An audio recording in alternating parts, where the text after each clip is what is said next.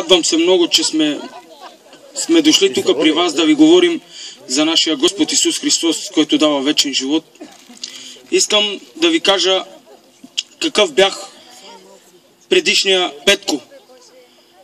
Имам 3 деца.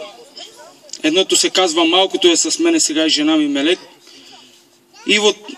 Имам момченце, се казва Иво, и една дъщеричка на 12 години се казва Еленка. Отиваше постоянно на църква.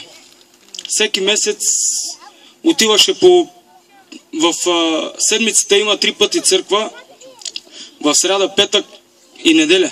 И отиваше.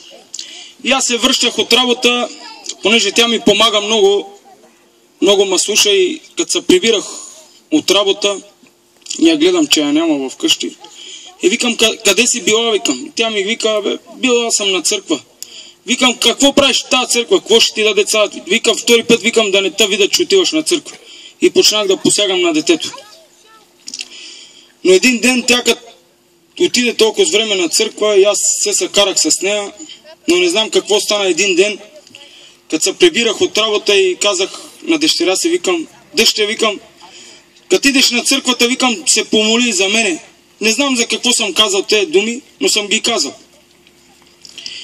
И като казах това, един ден в сряда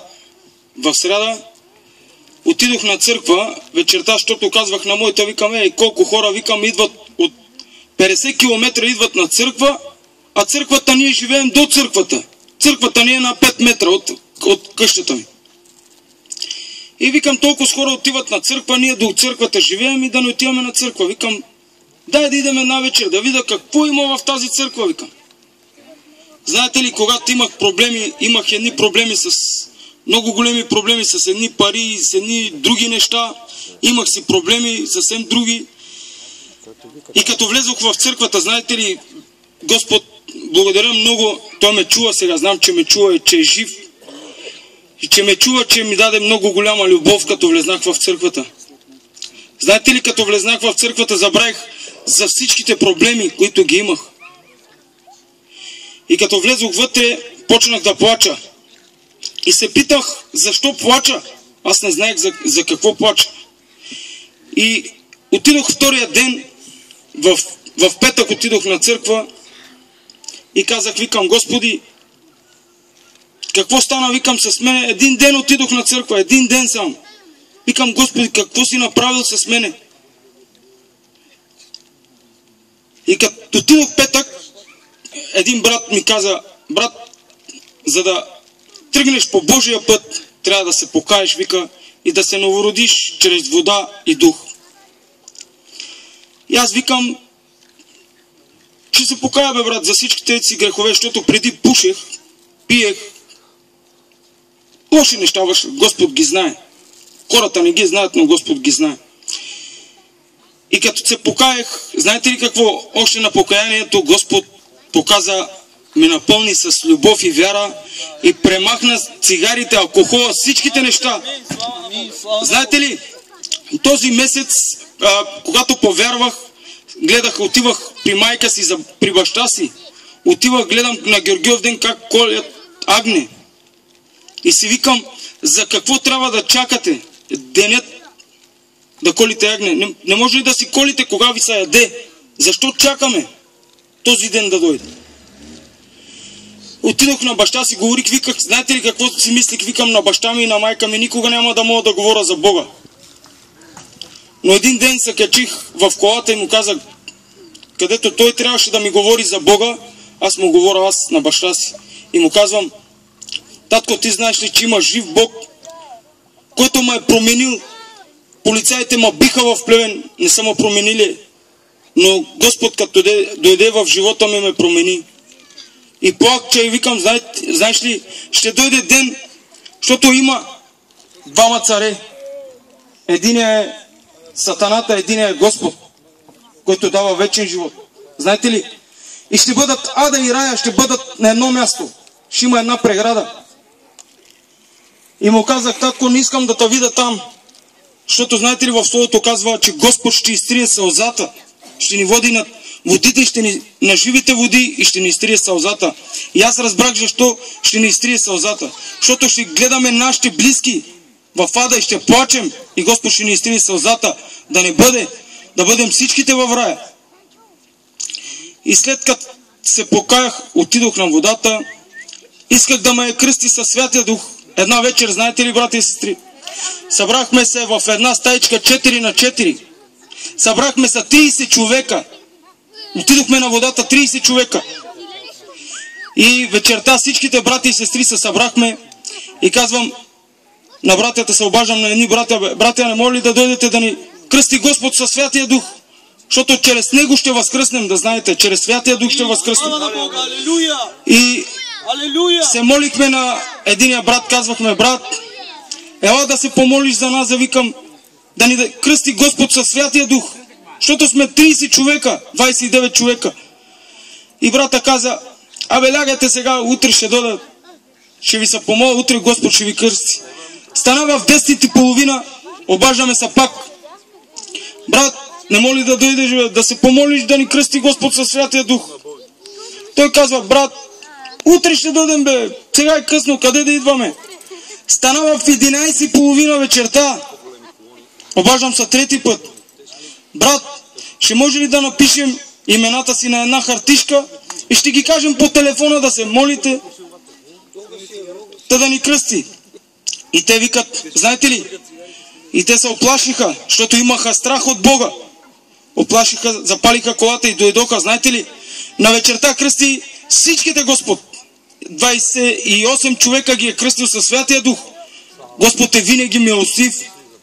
Ние хората нямаме милост, но Господ има милост. Огромна, огромна милост. И знаете ли, не съм повярвал само аз. Видях, че едно детенце се помоли на 12 години и аз го бих, защо отива на църква.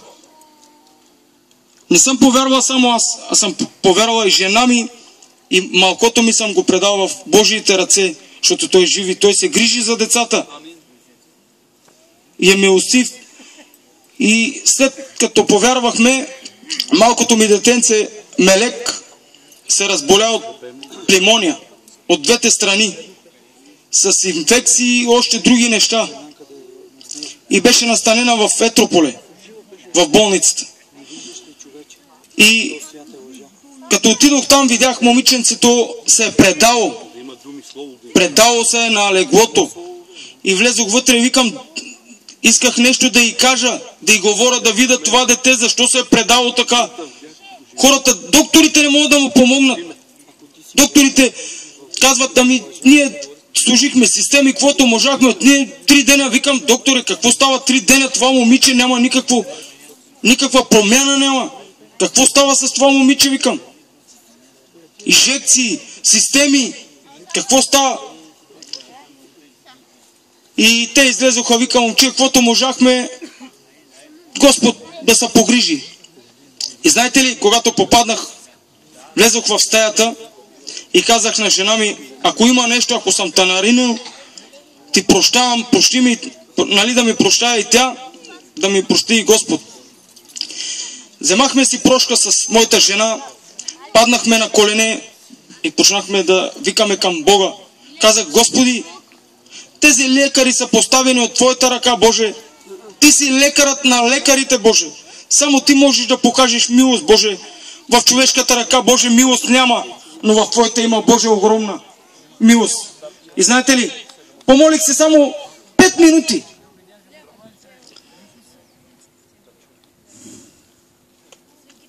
Моля те, Боже, сила, Раман, Салдара, да санкам. Благословен да бъдеш, Господи. Детето почна, стана от леглото. Стана от леглото, знаете ли, и викаше, почна да вика, тати. Викам, защо плач? Една лекарка влезе вътре и вика, трябва да напуснеш болницата. От 2 до 4 има почивка.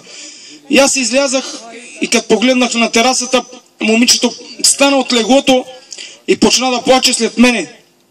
И знаете ли, видях, че за 5 минути Господ направи чудо, изцели дъщеря ми. От пневмония докторите не можаха, но Господ Исус Христос, Той изцели. от Плимоня. Само за 5 минути, а докторите са мъчиха 3 дена.